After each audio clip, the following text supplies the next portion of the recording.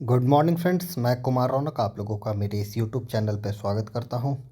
और आज मैं फिर एक इम्पॉर्टेंट सेशन के साथ आया हूं। यह एक आप कह सकते हैं कि मैराथन सेशन है, जहां हम बीपीएससी मेंस में जो शॉर्ट क्वेश्चन आते हैं, जिसमें एक ना एक आपको गवर्नमेंट ऑफ इंडिया एक्ट 1858 हो, चाहे 61 हो, चाहे 92 हो, 1909 हो, 35 हो, 47 हो, इसमें से कोई एक क्वेश्चन आता ही आता है। इस बार भी आप अगर 70th का पेपर देखेंगे तो 1861 का एक्ट आया था। तो इस सेशन में हम सारे एक्ट्स को देखेंगे। और सबसे ज़्यादा इम्पॉर्टेंट है कि हम ये देखें कि हमें कितना लिखना है, क्योंकि हमारे पास अनलिमिटेड टाइम नहीं है। हमें मैक्सिमम चीज़ें लिखनी है, मैक्सिमम हेडिंग्स के अंदर चीज़ों को लिखना है, मगर एक लिमिटेड टाइम फ्रेम में लिखना है। तो चलिए हम इस सेशन को आगे बढ़ाते हैं। जैसा कि आप स्क्रीन पे देख सकते हैं, कितना लिखना है ये ज़्यादा इंपॉर्टेंट है। गवर्नमेंट ऑफ इंडिया एक्ट 1858 से हम लोग शुरू करते हैं। तो देखिए, सबसे पहले तो आप यहाँ लिख सकते हैं, किसी को कहा जाता है act for the better government of India, ये इसका ऑफिशियल नेम था। तो सबसे पहले आप क्या लिखेंगे, तो सबसे पहले हम लिखेंगे इसके बैकग्राउंड के बारे में। ये फॉर्मेट आपको ध्यान रखना है। हम इसके लिए सबसे पहले इसके बैकग्राउंड को लिखेंगे। बैकग्राउंड क्या है भैया, तो आपको पता है, मैं इस पर ज़्यादा डिटेल में नहीं जाऊँगा। तो वो बैकग्राउंड है कि 1857 का रिवोल्ट, तो वही बात लिखा है। The government of India act 1858 was enacted in response to the revolt of 1857। और इससे हुआ क्या था, क्या मतलब इसमें लैंडमार्क चेंज क्या था, तो end of east India company rule and beginning of the direct crown control over India. तो इस हेडिंग के अंदर आप लिखेंगे बैकग्राउंड के अंदर, ठीक है। चलिए अब आगे देखते हैं। बैकग्राउंड के अंदर आप ये लिख देंगे, मैक्सिमम हेडिंग्स लिखना। आपको ये बात को पकड़ के रखना है कि आपको मैक्सिमम हेडिंग्स लिखना है, ठीक है ना। चलिए अब हम लोग, एक मिनट रुकिएगा। हाँ, तो आपने लिख दिया कि इसका बैकग्राउंड क्या है। अब इसमें की प्रोविज़न्स क्या है, तो 4-5 प्रोविज़न है। आप जैसे मान लीजिए आप ऐसे लिख करके और यहाँ पे ये आप कर सकते हैं, ठीक है ना। वो आप कर लीजिएगा, कोई बड़ी बात नहीं है। जो भी आप लोग जिसे भी डायग्राम बनाना कहते हैं या फ्लो चार्ट कहते हैं। तो देखिए क्या था, तो कंपनी रूल का अबॉलिश कर दिया गया और ईस्ट इंडिया कंपनी का रूल ख़त्म हो गया। क्राउन रूल को इस्टेब्लिश कर दिया गया। वाइसरॉय का पोस्ट क्रिएट किया गया। गवर्नर जनरल ही जो था वो वाइसरॉय बन गया। आप आराम से इसे ऐसे करके और गवर्नमेंट ऑफ इंडिया एक्ट 1858 ऐसे लिख करके और 1 2 3 4 5 6 जितने भी आपको आते हैं ये सब लिख सकते हैं। सेक्रेटरी ऑफ स्टेट का पद क्रिएट किया गया, जो कि क्या था, कैबिनेट लेवल का मिनिस्टर हुआ करता था, लंदन में बैठता था। और उस सेक्रेटरी ऑफ स्टेट का 15 काउंसिल मेंबर थे, जो इस सेक्रेटरी को असिस्ट करते थे। और पार्लियामेंट्री कंट्रोल था। इंडिया का टोटल अफेयर क्या था, अब लंदन से डिक्टेट होता था, लंदन के पार्लियामेंट से। और उसी पार्लियामेंट में क्या बैठता था, उसी पार्लियामेंट में बैठता था सेक्रेटरी ऑफ स्टेट। और उस सेक्रेटरी ऑफ स्टेट को कौन असिस्ट करते थे, 15 काउंसिल मेंबर्स। और इंडिया में उसको कौन रिप्रेजेंट करता था, वाइस रॉय, जिसे पहले गवर्नर जनरल कहते थे, ठीक है। तो ये बातें आपको पता होंगी, इसी को आपको लिख देना है। चलिए अब आगे बढ़ते हैं। इसका इम्पैक्ट क्या हुआ, तो इम्पैक्ट भैया क्या हो गया, तो ये सेंट्रलाइज्ड गवर्नेंस का शुरुआत हो गया। ब्रिटिश का ब्यूरोक्रेटिक कंट्रोल बढ़ गया। इंडियन का भी पार्टिसिपेशन यहाँ नहीं हुआ है। और एक बात आप कॉमनली लिख सकते हैं हर एक्ट में, paved the way for future constitutional development. तो ये 4 चीज़ें आपके पास लिखी और बस आप यहाँ पे ही कंक्लूजन लिख देंगे कि ये क्या था। तो act was a landmark shift in the colonial administration, symbolising British consolidation of power and setting the stage for structured imperial governance. देखिए ये बहुत ही फ्लावरी लैंग्वेज है, ठीक है ना। तो आप इसे सिंपल भाषा में लिख सकते हैं कि एक लैंडमार्क शिफ्ट था। कैसे, तो कॉलोनियल एडमिनिस्ट्रेशन में, जहाँ क्या दिखाया गया कि कंपनी का रूल एंड हुआ और इंपीरियल गवर्नेंस की शुरुआत हुई। यही बात इसे बहुत ही ज़्यादा ऑर्नेटेड लैंग्वेज में लिखा है। तो बहुत लोग कहेंगे सर आपने तो रीडिंग दे दिया। भैया तो मैं यहाँ रीडिंग ही दे सकता हूँ, क्योंकि इतने कम समय में और कुछ नहीं किया जा सकता। मेरा जो मेन पर्पस है, देखिए मैं आपको दिखा दूँ कि 1 पेज में लिखा है, आप आराम से इसे 2 पेज में लिख सकते हैं, बॉक्स बॉक्स बना सकते हैं। कहने का अर्थ है कि इसमें आपको कम से कम 8 में से 5 नंबर मैक्सिमम मिलते हैं। कभी कभी कुछ और मिला होगा किसी को, तो आपको आराम से 4.5 का तो मैं गारंटी दे सकता हूँ। 4.5 नंबर आप इतना लिख देंगे तो ज़रूर मिलेगा, जो कि बहुत अच्छा नंबर है। चलिए अब आगे बढ़ते हैं। अब अगले एक्ट की तरफ बढ़ते हैं, कम समय में ज़्यादा देखना है। 1861, ठीक है। 1861 का एक्ट, 1861 के एक्ट के लिए आप देखिए तो इंडियन काउंसिल एक्ट 1861, देखिए ये कितने वर्ड्स में लिखा है, 130 वर्ड्स में ही लिखा हुआ है, ठीक है ना। देखिए कितनी सारी चीज़ें लिखी है। सबसे पहले इंट्रोडक्शन, तो क्या है जी, इंडियन काउंसिल एक्ट 1861 क्या है, एक टर्निंग पॉइंट है इन कॉलोनियल गवर्नेंस, ठीक है। Introducing legislative reform after 1857 revolt. अब आप कहेंगे सर उसमें भी 1857, इसमें भी 1857, तो भैया एक बात समझो कि आपको क्या है ना कि एक ही क्वेश्चन आएगा तो आप लिख सकते हो, ऐसा नहीं कि दो क्वेश्चन आ गया तो आप नहीं लिख पा रहे हो, ठीक है ना। चलिए, अब इसमें क्या है, नीड फॉर एक्ट, वही बॉक्स वॉक्स तो आप समझ गए, आप अपने हिसाब से बना लेंगे। इसमें क्या था, तो यहाँ पहली बार अब क्या किया गया, इंक्लूड इंडियंस इन गवर्नेंस। किस लिए भाई, तो ट्रस्ट को रिबिल्ड करने के लिए। अच्छा, जब इंडियन को इंट्रोड्यूस करेंगे तो क्या होगा, पावर का थोड़ा सा डिसेंट्रलाइजेशन होगा, प्रोविंशियल एडमिनिस्ट्रेशन को स्ट्रेंथन किया जाएगा, और क्या होगा, formalize legislative process under British rule. जो भी कानून बनने की प्रक्रिया है उसे थोड़ा फॉर्मलाइज किया जाएगा। मतलब समझिए कि कहने के लिए ही सही, मगर इंडियंस को क्या किया जाएगा, इंक्लूड किया जाएगा। आप पढ़े होंगे सर दिनकर राव, राजाओं पटियाला, इस टाइप का आपने बात पढ़ा होगा, राजाओं बनारस, महाराजाओं पटियाला। ये देखिए फैक्चुअल बात है जो आप पीटी में पढ़ते हैं, जो भी मेंस दे रहे हैं, मैं समझता हूँ उन्हें पीटी तो उन्होंने क्लियर किया है, तो अच्छे से ही किया होगा। चलिए अब हम आगे बढ़ते हैं। तो आप यहाँ पे नीड फॉर एक्ट लिख सकते हैं। इसके बाद आप लिख सकते हैं कि भैया की प्रोविज़न क्या क्या था। तो की प्रोविज़न के बारे में आप देखिए, की प्रोविज़न चार आप लिख दीजिए यहाँ पे। क्या था भैया, तो गवर्नर जनरल के काउंसिल को रिकॉन्स्टिट्यूट किया गया with legislative and executive function, ठीक है। It introduce legislative council in Bombay, Madras and Bengal, most important provision. फिर क्या था, empowered the viceroy to issue ordinance in emergency, ordinance making power भी इसी एक्ट में पहली बार आया। और allowed nomination of India to legislative council. यहाँ पे आप गौर से सुनिए, आप लिख सकते हैं sir Dinkar Rao, sir Dinkar Rao, Raja of Banaras और महाराजा ऑफ पटियाला, ठीक है। इन चारों को, इन तीनों को अलाउ किया गया लेजिस्लेटिव काउंसिल में। अब भैया इसका इम्पैक्ट क्या हुआ, इसका इम्पैक्ट क्या हुआ, तो इम्पैक्ट देखिए, इम्पैक्ट यही हुआ कि initiated Indian representation in legislation, ठीक है, नाम मात्र ही लेकिन हुआ ना। Strengthened administrative decentralization. कैसे डिसेंट्रलाइजेशन, तो आपने अभी ऊपर लिखा कि legislative council in Bombay, Madras and Bengal. चलिए आगे बढ़ते हैं। अब क्या थी जी, क्रिटिसिज्म अब कुछ कर देंगे, दो लाइन का, दो पॉइंट में। तो Indian member had no real power and the legislative council was dominated by British officials. Conclusion में लिख सकते हैं कि दो limited, the act mark the beginning of Indian involvement in legislative process. मतलब चलिए नाम मात्र ही सही, मगर शुरुआत तो हो गई, नींव तो पड़ गया, भारतीयों का इन्वॉल्वमेंट तो शुरू हो गया।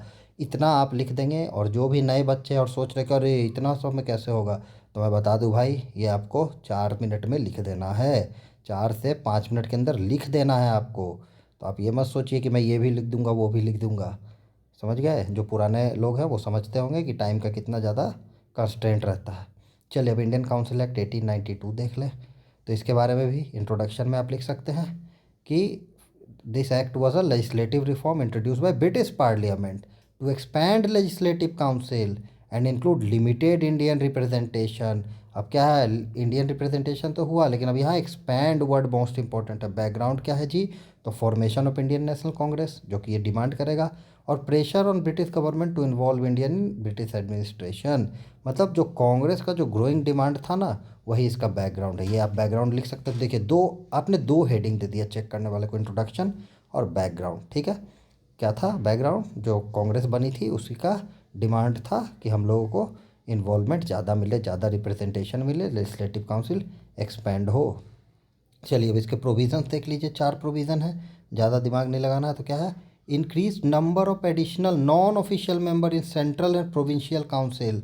मतलब दोनों काउंसिल में नॉन ऑफिशियल मेंबर बढ़ा दिए गए। Introduced indirect method of election through nomination. पहली बार यहाँ इलेक्शन आया, भले ही इनडायरेक्ट लेकिन इलेक्शन आया। फिर क्या था, एनुअल बजट पे डिस्कशन कर सकते थे, हालांकि वोटिंग राइट नहीं था। और मेंबर सवाल भी पूछ सकते थे, हालांकि कॉम्प्लीमेंट्री क्वेश्चन नहीं, सप्लीमेंट्री क्वेश्चन नहीं पूछ सकते थे। वही ब्रैकेट में मैंने विथ रिस्ट्रिक्शन लिख दिया। तो ये चार बातें आप यहाँ लिख सकते हैं, आपका हो जाएगा। आप बॉक्स बना के लिखे, सीधा लिखे, वो बहुत मायने नहीं रखता है, ठीक है ना। अब इम्पैक्ट क्या हुआ भैया, तो इम्पैक्ट आप सीधा सीधा देख लीजिए, कोई रियल पावर तो सॉरी, इम्पैक्ट क्या हुआ, small step towards Indian participation. चलिए छोटा कदम है मगर है तो। और created space for political debate and national awakening. वही बात है, ठीक है, कुछ भी नहीं है लेकिन पहले से तो ज़्यादा है ना, तो यही इम्पैक्ट है। क्रिटिसिज्म क्या है, कोई रियल पावर नहीं था, इलेक्शन इनडायरेक्ट और लिमिटेड था, और ये एक तरह का टोकनिज्म था, मतलब बोलने के लिए था, कोई सब चुप, कोई डेमोक्रेटिक सब्सटेंस इसमें नहीं था, कोई ऐसा डेमोक्रेटिक रिफॉर्म नहीं था। मतलब लेकिन एक ऐसा टोकन, मतलब बस होता है ना, किसी को फुसलाने वाली बात थी, लेकिन थी तो चलिए अब इसमें कंक्लूजन लिख देंगे। तो देखिए आप समझ रहे हैं आप कितने पॉइंट्स में चीज़ों को ब्रेक कर रहे हैं। पॉइंट्स में ब्रेक ही करना इंपॉर्टेंट। इंट्रोडक्शन हो गया, बैकग्राउंड हो गया, 2 provision, 3 impact, 4 criticism, 5 conclusion, 6 point में आप कर रहे हैं। और इसमें से आपको कुछ ना कुछ याद रह जाएगा अगर आप इस फॉर्म में अपने दिमाग में भी रखेंगे तो याद करने में भी आसानी होगी। तो ये क्या है, this act laid ground work for political reform but fail to satisfy Indian aspiration. It intensified the demand for greater self governance. हुआ ना जी, वही चीज़ आपको अब 1909 के एक्ट में दिखेगा। चलिए हम आगे बढ़ते हैं, ज़्यादा समय हम लोग नहीं लेंगे। 1900 एक्ट, इस एक्ट को क्या कहा गया, आप सीधा इंट्रोडक्शन में लिख सकते हैं कि मॉडलेमेंटो रिफॉर्म कहा गया। और ये क्या था, एक सिग्निफिकेंट स्टेप था British constitutional reform in India में। ठीक है, इतना बड़ा नहीं लिखने की ज़रूरत है, ये मैंने लिख दिया, लेकिन आपको इतना बड़ा नहीं लिखना, बस आप यहाँ लिख सकते हैं और उसके बाद बैकग्राउंड लिख देंगे। ठीक है, क्या होता है आंसर लिखते बनाते समय थोड़ा हम लोग ज़्यादा लिख देते हैं। चलिए बैकग्राउंड क्या है, बैकग्राउंड है वही growing Indian political unrest, rise of Indian national Congress, partition of Bengal, compare the British to offer political concession. Congress की बढ़ती हुई सत्ता, पार्टीशन ऑफ बंगाल से जो अनरेस्ट पैदा हुआ था, वो सब एक कारण था कि ब्रिटिश को पॉलिटिकल कंसेशन देना पड़ा। चलिए की प्रोविज़न क्या है, फिर वही 4 provision. Expansion of legislative council, फिर एक्सपेंशन हुआ। Inclusion of Indian in executive council, example आप लिख सकते हैं SP सिन्हा, सत्येंद्र प्रसाद सिन्हा। फिर क्या है, introduction of separate electorate for Muslim, ये मोस्ट इंपॉर्टेंट है। और increase Indian participation in law making. चलिए भैया अब आगे बढ़िए, इम्पैक्ट क्या हुआ, तो first time formal recognisation of communal representation, है ना, पहली बार धर्म के आधार पर रिप्रेजेंटेशन को फॉर्मली रिकॉग्नाइज किया गया।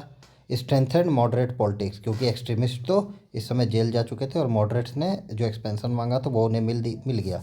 अब उसके पीछे क्या है कि पूरा हिस्ट्री पढ़िएगा तो कहानी समझ में आएगी, लेकिन मैं मान के चलता हूँ कि जो भी यहाँ मेंस लिख रहे हैं या ये वीडियो देख रहे हैं उन्हें बेसिक हिस्ट्री का कंसेप्ट मालूम होगा। और आपका अगर कोई सवाल हो तो आप कमेंट में ज़रूर पूछिएगा, या उस कोई वीडियो आपको चाहिए हो कि इस टॉपिक पे सर एक वीडियो बनाया जाए तो हम लोग उससे ज़रूर बनाने का, मेरा जो भी लिमिटेड नॉलेज है और जो पैटर्न है उस पर मैं आपको ज़रूर दूंगा। क्रिटिसिज्म आप लिख सकते हैं, कम्युनल डिवीज़न हुआ और लिमिटेड पावर टू इंडियन, बहुत छोटा सा लिख देना है, ज़्यादा दिमाग नहीं लगाना आपको, ये नहीं कि सर ये भी हुआ वो भी हुआ, उसका कोई अंत नहीं है। ठीक है ना, आपको लिमिटेड टाइम में लिखना है, ये ज़्यादा इंपॉर्टेंट है। कंक्लूजन क्या है कि though it was a modest reform, it sowed the seed of communal politics and, एक तो कम्युनल पॉलिटिक्स का सीड को सो किया, मतलब उसको नींव रखा, उसके बीज को डाला। और दूसरा क्या है, फ्यूचर कॉन्स्टिट्यूशनल डेवलपमेंट के लिए एक टोन सेट कर दिया, एक मील का पत्थर साबित हुआ। ये आप हर जगह कंक्लूजन में लिख सकते हैं, कम्युनल वाला इसमें स्पेशल है, और ये तो हर जगह लिख सकते हैं कि set the tone for future constitutional development.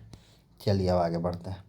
1919 का एक्ट, तो इसमें भी वही लिख सकते हैं भैया कि ये क्या था, इसको मॉन्टेग्यू चेम्सफोर्ड एक्ट कहते हैं। और ये क्या था, it aimed to introduce gradual self governance in British India. और ये किस पे आधारित था, तो Montagu declaration of 1917।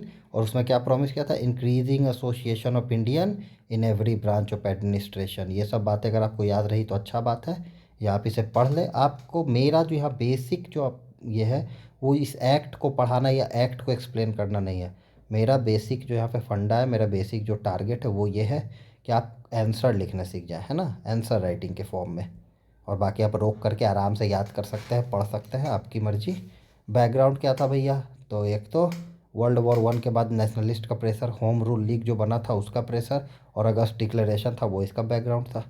Major provision क्या है, तो डायरकी इन प्रोविंस, डायरकी आप समझते हैं, डायरकी मतलब सब्जेक्ट का डिवीज़न हो गया, कुछ रिजर्व सब्जेक्ट रहे ब्रिटिशर्स के लिए और कुछ ट्रांसफर्ड हो गए इंडियन को। बाई कैमरल लेजिस्लेचर सेंटर में बन गया, जो द्विसदनीय ये कहते हैं जिसे, जैसे आज लोकसभा राज्यसभा है।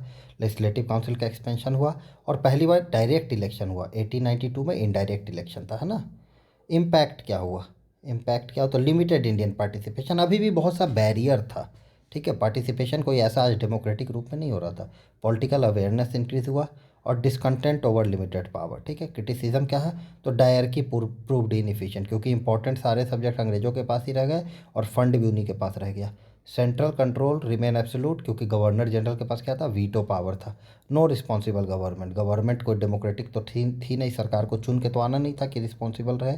तो क्या लिख सकते हैं, बस वही बात, दो limited the reform paved the way for future constitutional development. एक बात आप और बिल्कुल लिख सकते हैं इसमें कि जो सेपरेट इलेक्टोरेट था उसे एक्सपेंड किया गया। क्या क्या ऐसी तो देखिए एक्ट है तो ऐसी 50 बातें हो सकती है। तो आप यहाँ लिख सकते हैं एक्सपेंशन ऑफ सेपरेट इलेक्टोरेट, आपने पढ़ा होगा। तो जो आपका अपना प्रायर नॉलेज है उसे तो आप यूटिलाइज करें ही, मगर ये हेडिंग्स याद रखें तो आपको एक आइडिया मिलेगा। चलिए, गवर्नमेंट ऑफ इंडिया एक्ट 1935 को हम लोग देख लेते हैं एक बार। तो government of India act 1935 was most comprehensive constitutional reform.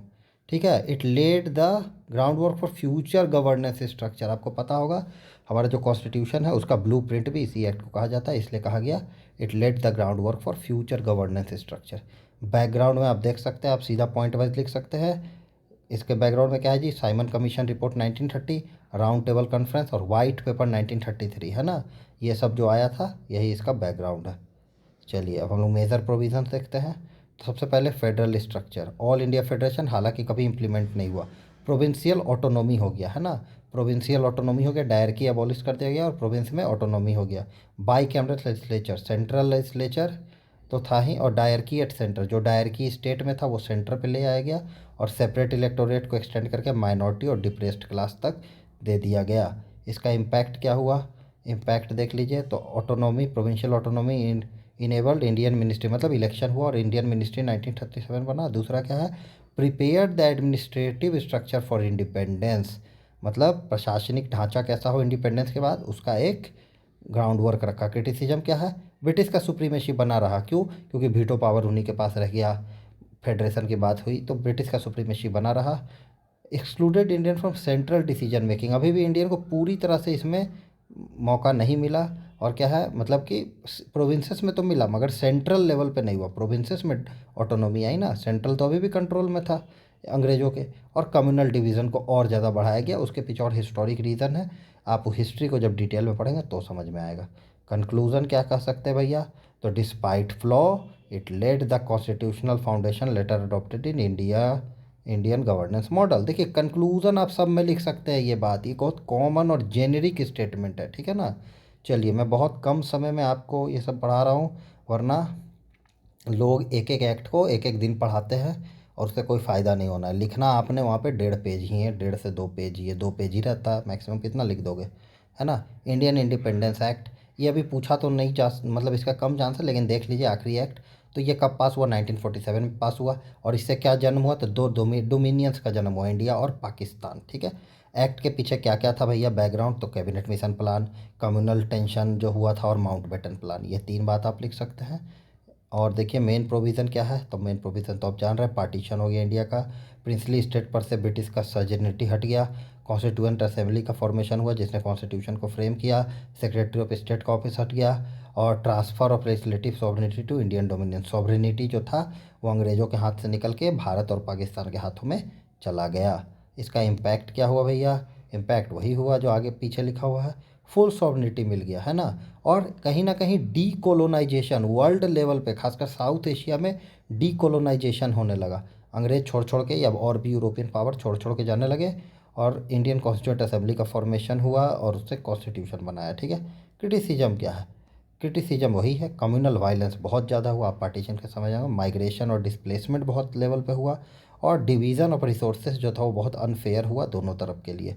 दो हेस्टली एग्जीक्यूटेड, कंक्लूजन आप लिख सकते हैं कि भले ही जल्दबाजी में किया गया हो मगर act let the legal foundation for India and Pakistani independence.